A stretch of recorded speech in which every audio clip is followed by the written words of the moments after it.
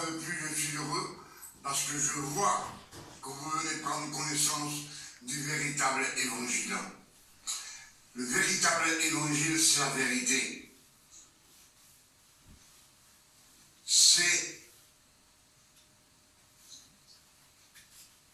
l'évangile qui nous mène sur le chemin qui mène à la gloire de Dieu, où le Père nous donne la vie éternelle. Amen. C'est pour cela que je suis heureux, parce que je vois que vous venez prendre connaissance du véritable évangile. Le véritable évangile, ce sont les nouvelles révélations que le Père éternel nous donne chaque jour dans cette année 2026. Aujourd'hui, on est le 2 juin 2026.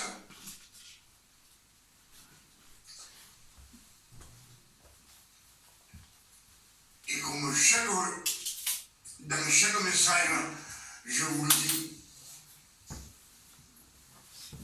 que le Père éternel, dans cette année 2026, il nous a ouvert les portes du ciel afin que nous reçussions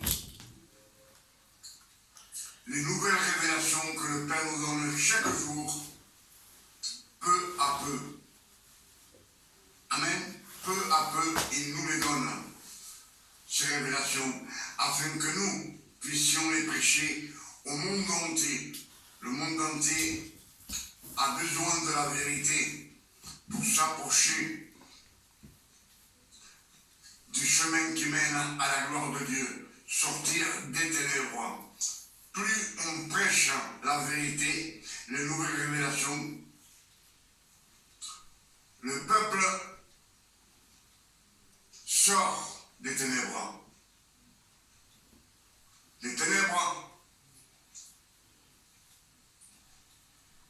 font que ceux qui ne connaissent pas, qui sont ignorants, si on est ignorant des Écritures et des révélations que le Père éternel nous donne chaque jour, alors on vit dans les ténèbres. Amen. Avec les nouvelles révélations, la lumière gagne du terrain sur les ténèbres. C'est pour cela que ce soir, je vous dis que vous soyez attentifs à ce qu'on va écouter et ce qu'on va lire, les versets de la Sainte Bible. Amen. Pour cela, je vous salue au nom de notre Père éternel. Et je vous salue au nom de notre Sauveur, Seigneur, Emmanuel le Christ, Jéchoua, notre Sauveur. Comme je vous le dis toujours, Jéchoua ne veut pas dire Jésus, veut dire le Sauveur. Le Christ veut dire l'élu, le oint de Dieu. Celui que le Père éternel a choisi sur la terre. Amen. Ce que nous allons méditer ce soir, c'est Luc chapitre 15 et verset 11. Si je veux prêcher ce soir ce verset du Fils prodigue, c'est parce que beaucoup de prédicateurs me disent que ce n'est pas Dieu le Père, que c'est un Père quelconque qui a deux fils. Amen.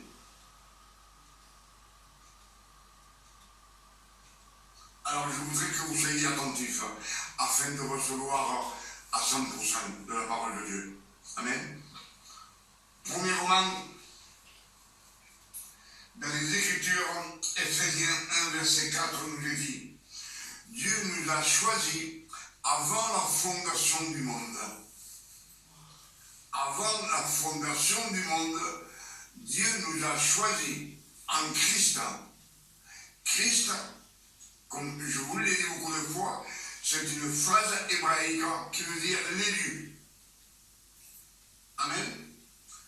Alors, il nous a choisis avant la fondation du monde en l'élu Emmanuel, le Christ, le fils de Marie. Amen.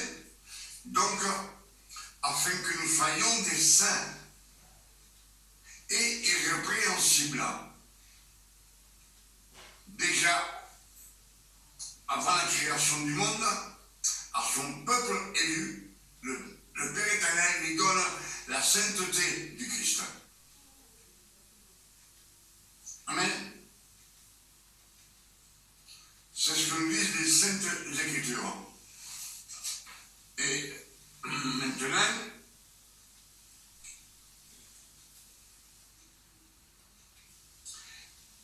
Luc chapitre 15, verset 11 nous dit, il y avait un homme qui avait deux fils.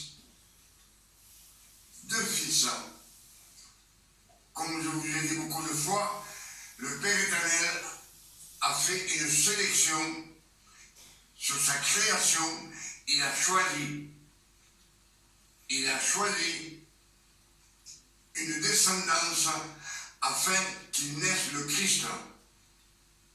Enfin, tout cela a commencé avec Noé. Noé a été choisi pour qu'il fasse l'arche de Noé. Lui, sa femme, ses trois fils et ses trois belles-filles. Amen.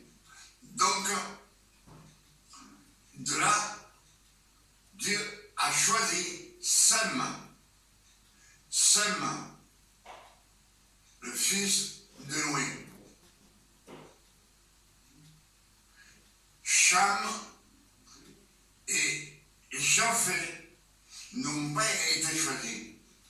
C'est de ces deux descendances qui sont nés Sodome et Gomorrhe. Et aussi les Romains, les Égyptiens qui sont nés. Amen.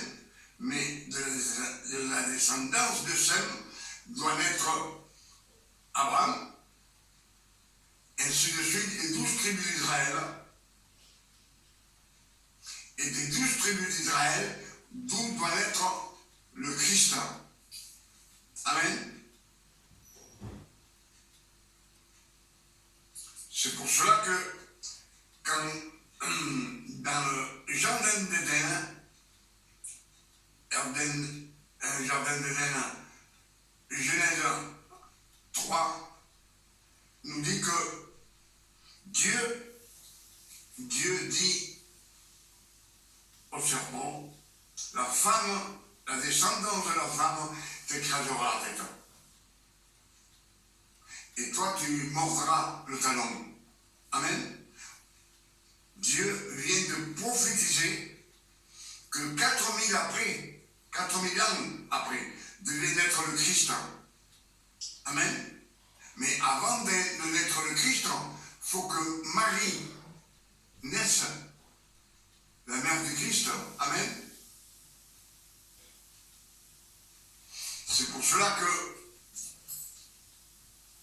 dans Galates 4, verset 4, nous est dit, lorsque les temps furent accomplis, Dieu envoya le Christ, né d'une femme née sous la loi, afin qu'il rachète tous ceux qui sont sous la loi. La loi, c'est une malédiction que Dieu a mis sur les épaules des 12 tribus d'Israël. Et ces malédictions, il faut qu'elles soient effacées. Mais pour cela, il faut attendre que les temps soient accomplis. Cela veut dire que Marie, il faut qu'elle naisse. Amen. Joseph aussi, il faut qu'il naisse.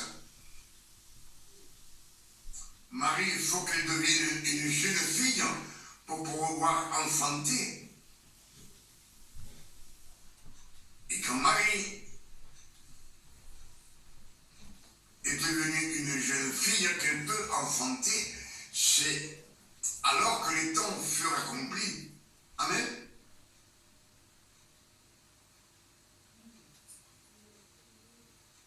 On sait que Marie vient de la descendance du roi David. Et Joseph vient aussi de la descendance du roi David. Et ces deux personnes, il fallait qu'ils naissent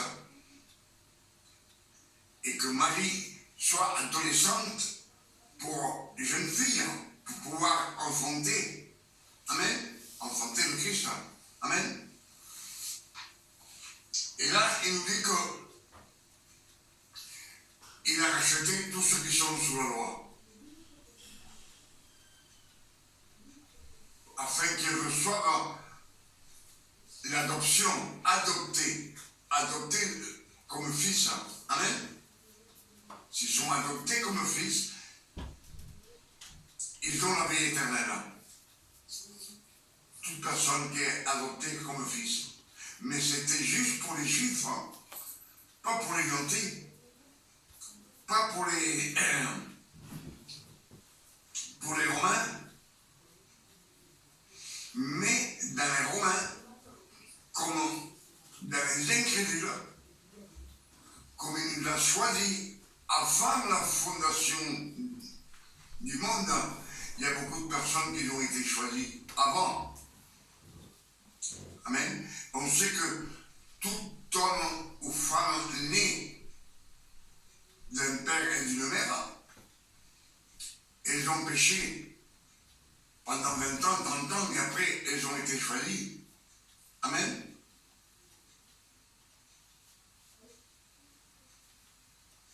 Il n'y a que le Christ qui est né, qui a été choisi, élu, et lui, il n'a pas connu de péché. Amen. C'est Ésaïe 7, verset 14 qui nous le dit. Il nous dit comme ça. Le Père éternel vous enverra un signe. La jeune fille sera enceinte. Elle aura un fils. Et elle l'appellera Emmanuel, Dieu parmi nous. Amen.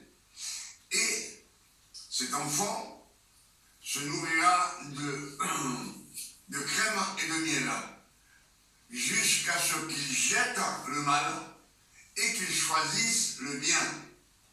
Amen. C'est-à-dire que jusqu'à 30 ans, le Christ a accompli toute la loi de Moïse, les 613 commandements. Amen. Mais, comme je vous le dis, il y a des personnes qu'au commencement des temps, ils ont déjà été élus. Même des Romains, même des incrédules, qui ont été choisis, ils ne le savent pas. Jusqu'au jour où une opportunité d'entendre la parole de Dieu, et ils sortent des ténèbres. Ils viennent, et Dieu, le Père éternel, les choisit. C'est ce que nous dit cette parabole. Il nous dit qu'un père avait deux fils. Le plus jeune dit à son père, mon père, donne-moi la part des biens qui doivent me revenir. Et le père leur partagea son bien. Le Père éternel partagea son bien entre ses deux fils. Amen. Son bien, c'est qu'il a partagé. Ce n'est pas de l'argent, ce n'est pas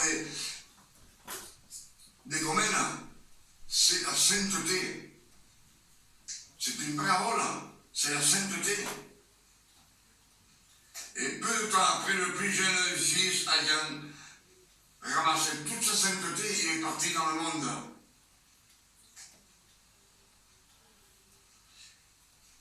Il nous dit bien qu'il est parti vivre loin, dans un pays éloigné. Il ne décide pas bien en vivant dans les broches. Il ne décide pas toute sa sainteté. Amen.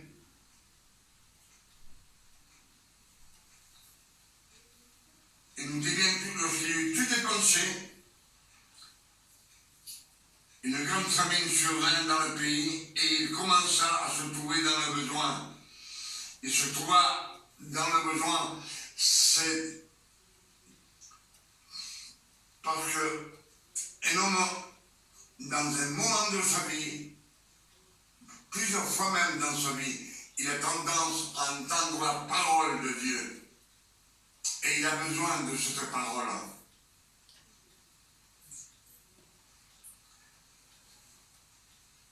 Il nous dit que cet homme, le fils prodigue, il alla se mettre au service d'un habitant du pays qu'il a envoyé dans les champs garder les pourceaux. Il gardait les pourceaux. Amen. Il gardait les pourceaux. Il était descendu le plus bas possible pour un chrétien. Amen.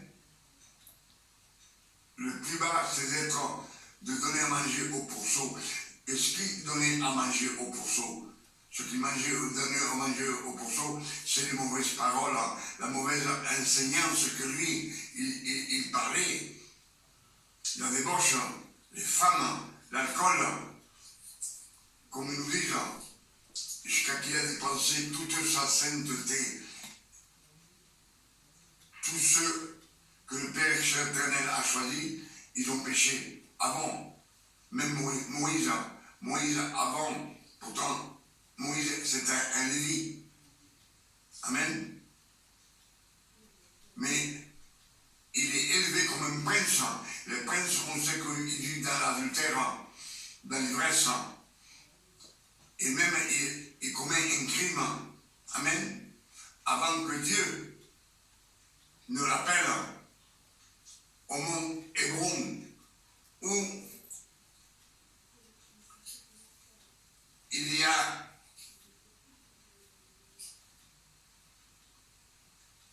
le feu ardent dans la montagne, le buisson ardent. Amen.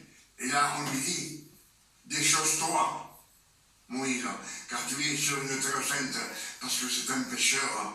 Amen. Il ne peut pas marcher sur cette terre où le Père éternel y est. Amen. Et là, il nous dit qu'il voulait bien se rassasier des carouges que mangeaient les pourceaux, mais personne ne lui en donnait. Il voulait bien se nourrir des carouges que mangeaient les pourceaux. C'est lui qui gardait les pourceaux. Il pouvait en manger. Amen.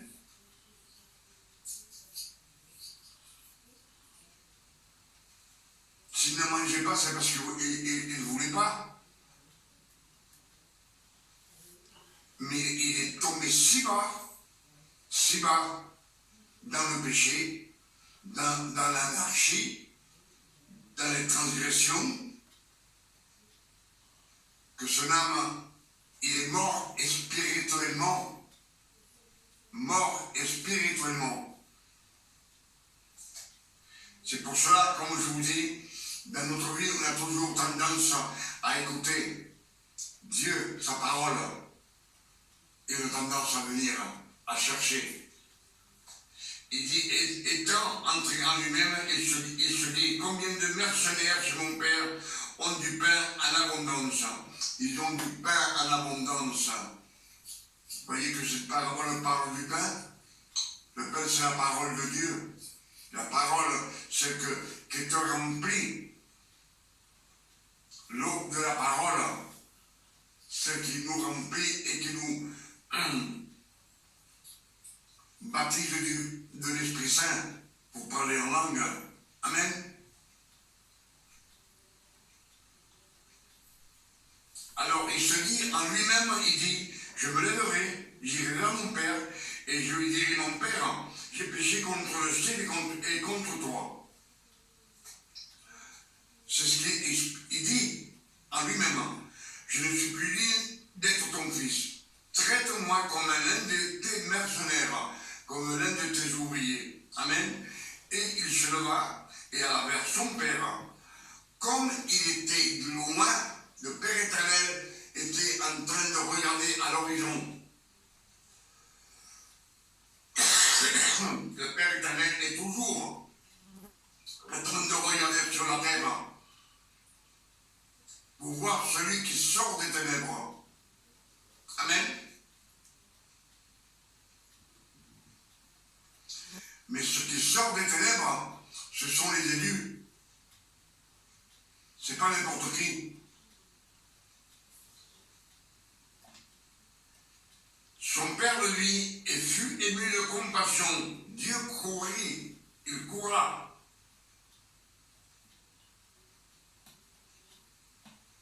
Il courut se jeter à son cou et le baisa. Son fils, il l'embrassa, il ne laissa même pas parler, rien. Et tout de suite, le fils lui dit, mon père, j'ai péché contre toi et contre le ciel. Je ne suis plus digne d'être ton fils. Mais Dieu ne l'écoute pas. Il ne l'écoute pas. Il ne fait pas attention à tout ce qu'il dit. Il ne fait pas attention qu'il vient plein de péchés. Une robe sale, sale, comme celle qu'on met dans un prix avec les cochons. Amen. Avec les pourceaux. Mais le Père dit à ses serviteurs, on sait que le Père a beaucoup de serviteurs, des centaines de serviteurs et des centaines de serviteurs et des servantes dans la Bible, dans l'Ancien Testament et le Nouveau Testament. En tout, il y a environ 24 femmes. Parmi elles, il y a Jézabel. Celle-là, elle est maudite avant d'être née. Amen. C'est un vase que le Père a fait pour le déshonneur. Jézabel, celle qui tua tous les prophètes de Dieu, qui les fit tuer, elle. Mais le Père dit à ses serviteurs, apportez vite la plus belle robe. La plus belle robe, c'est celle qui est sans tache. Une robe de lumière. Et on le vêtit de cette robe. Il dit, mettez-lui un anneau au doigt. Un anneau, c'est ce qui représente la nouvelle alliance, le nouveau pacte. Celui que le Christ donna à ses disciples le soir de la Pâque. Amen. L'alliance. Il dit, mettez-lui une alliance au doigt. Et des souliers aux pieds. Des souliers pour qu'il marche sur le chemin qui mène à la gloire de Dieu. Vous voyez là, il vient tout sale. Il vient plein de péchés. Et le Père éternel lui met des sandales pour qu'il marche sur le chemin. Donc, à Moïse, sur le mont Hébron, au buisson ardent, il lui dit, décholle-toi. Amen. C'est un pécheur. Là, le fils prodigue, c'est un pécheur aussi.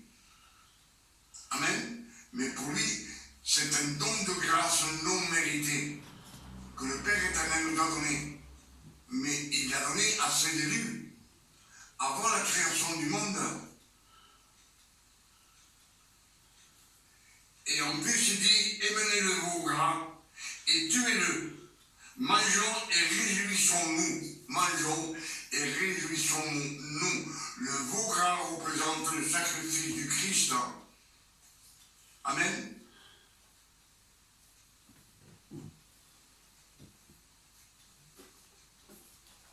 Ça représente le sacrifice, c'est la Sainte Seine. Le sacrifice du Christ. Le pain et le vin. Amen. Et il dit, réjouissons-nous, car mon fils que voici, il était mort. Amen. Son fils, il était mort. Alors, et il est revenu à la vie. Donc c'est bien le Père éternel, c'est pas un homme quelconque qui a de fils. Pourquoi il était mort? Parce qu'il était mort spirituellement. Il lui manquait la parole de Dieu, la connaissance de Dieu. Il était mort spirituellement. Amen. Car mon fils que voici était mort et il est revenu à la vie. Il était perdu aux enfers. Amen. Et il est retrouvé. Et il commençait à se réjouir, à faire la fête, à danser et chanter. Ce que personne ne veut, chanter. Si, chanter, il veut chanter, mais pas danser. Danser, c'est un mauvais signe. Que Dieu vous bénisse. Or, le fils aîné était dans les champs. Le fils aîné représente celui qui est dans la loi. Dans la loi. La loi, comme je vous l'ai dit, c'est une pénitence que le Père éternel leur a donnée aux 12 tribus. Amen.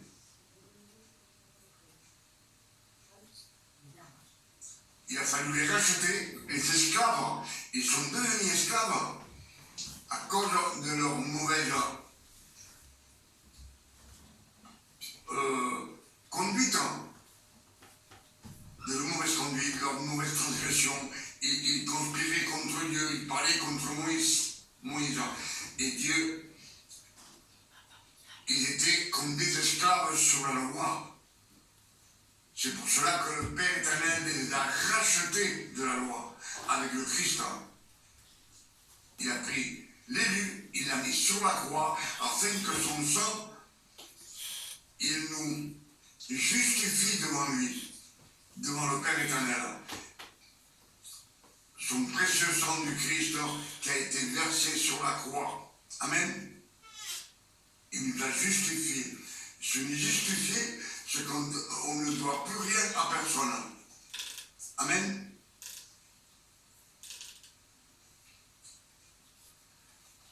Et le fils aîné, il était dans les champs. Lorsqu'il revint, il approcha la maison et entendit la musique et les danses. Alors, il appela un des serviteurs, un serviteur du Père éternel, un serviteur, pas un fils, un serviteur, et lui demanda ce que c'était. Il n'était pas habitué. Dans la loi, il n'était pas habitué à pouvoir danser. Amen. Ce serviteur lui dit, ton frère est de retour, et parce qu'il l'a retrouvé en bonne santé, ton père a tué le veau-gras. Et le fils aîné se mit en colère et ne voulut pas entrer dans la maison. Il ne voulut pas entrer dans la maison où ils étaient en train de faire la fête. Amen. Son père Dieu sortit et le prit à l'entrée. Mais il répondit à son père, voici, il y a tant d'années que je te sers, sans jamais transgressé les ordres, tant d'années que je te sers, combien d'années qui servent ceux de la loi. Maintenant, il y a 2026 ans, plus 1500 ans qui donnent à la loi au Mont Sinaï, jusqu'à la résurrection du Christ. Ça fait presque 4000 ans. Amen. Je peux calculer 1500 et 2026.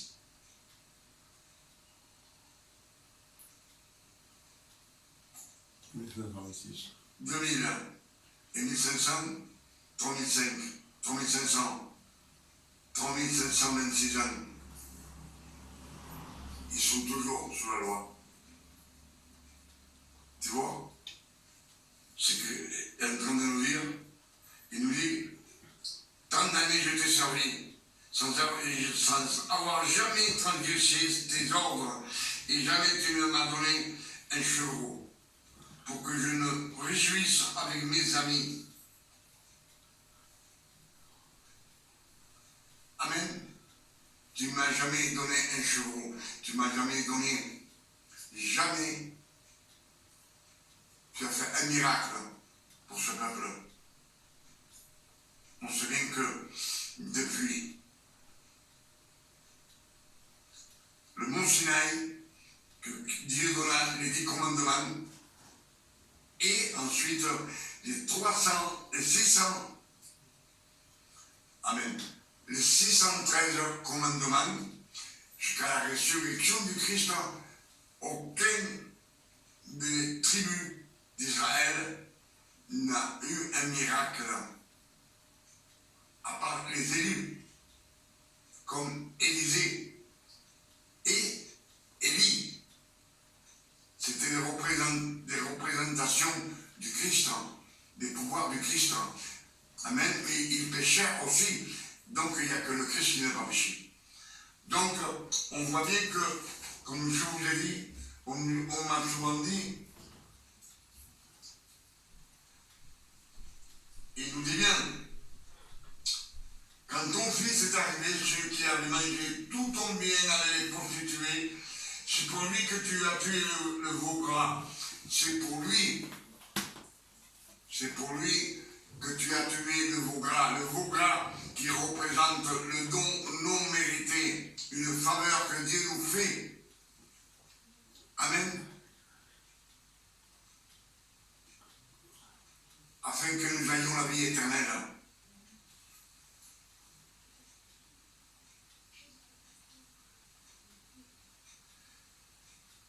C'est ce qui dit le Fils aîné. Et le Père éternel, mon enfant, lui dit, le Père, tu es toujours avec moi, et tout ce que j'ai est à toi. Mais il fallait bien s'égayer et se réjouir, car que ton frère, que voici, il était mort. S'il était mort, comment se fait qu'il était mort? Puisqu'il voulait manger les carottes des pourceaux, il était mort, mais spirituellement, amen, il est revenu à la vie. C'est pour cela que je vous dis que ce verset, c'est une parabole. Et ça ne veut pas dire ce que c'est. Il ne parle pas d'argent, il ne parle pas de bien, il parle de la sainteté. Le Fils prodigue représente toute personne qui a été élue et qui revient vers le Père éternel, qui sort des ténèbres, qu'il soit homme ou femme choisi. Ils ont été choisis avant la fondation du monde. Amen.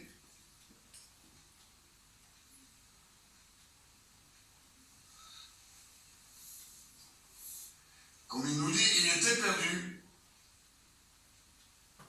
Il était mort. Et il est revenu à la vie. Parce qu'il était perdu et qu'il est retrouvé. Amen. Il est retrouvé, le Père éternel, quand les élus, tous, ils ont péché. Amen. Quand ils vivaient 800 ans, ben, ils péchaient pendant 500 ans, et après, le Père éternel,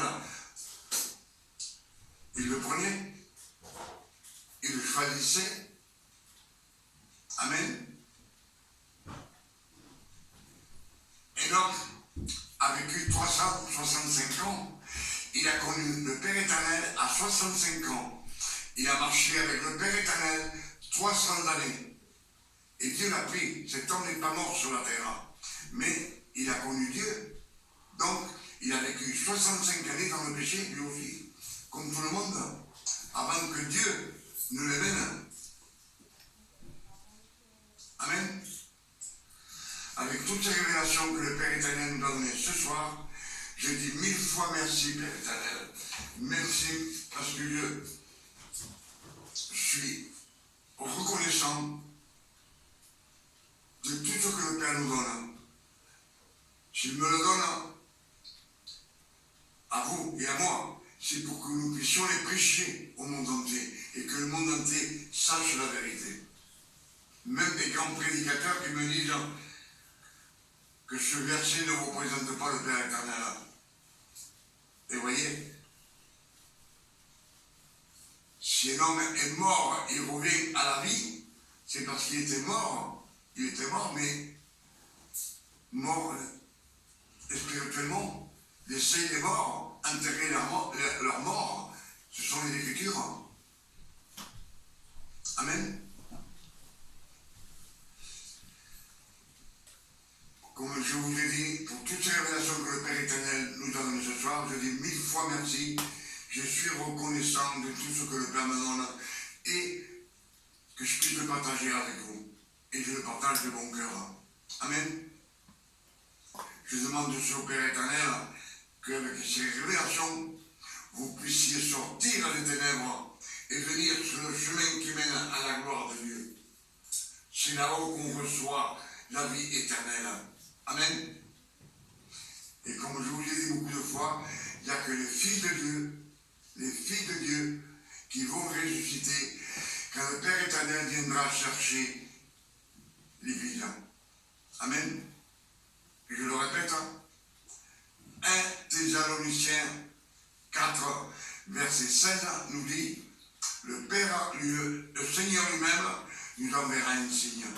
À la voix d'un archange et au son de la trompette de Dieu, il descendra du ciel, Dieu descendra du ciel, et tous les morts en Christ ressusciteront. Pas le reste, que les morts en Christ.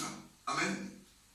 Et nous, les fils de Dieu, ceux qui ont été baptisés par le Saint-Esprit et qui ont été adoptés comme fils, on dit qu'on est vivant, on est sur la terre, mais en un clin d'œil, on aura un corps incorruptible. Alors ce corps ne tombera pas en poussière.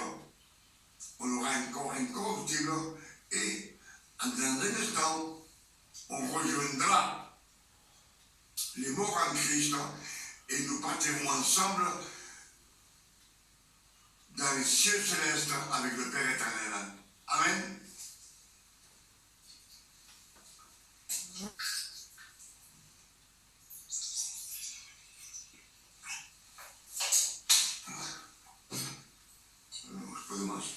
Allez, hop. Allez. À votre santé.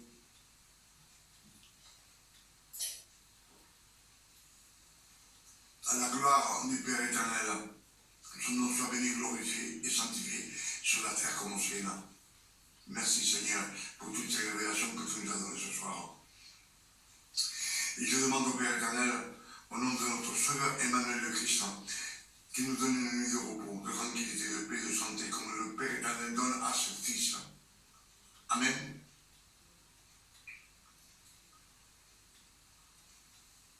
Que Dieu vous garde et vous bénisse.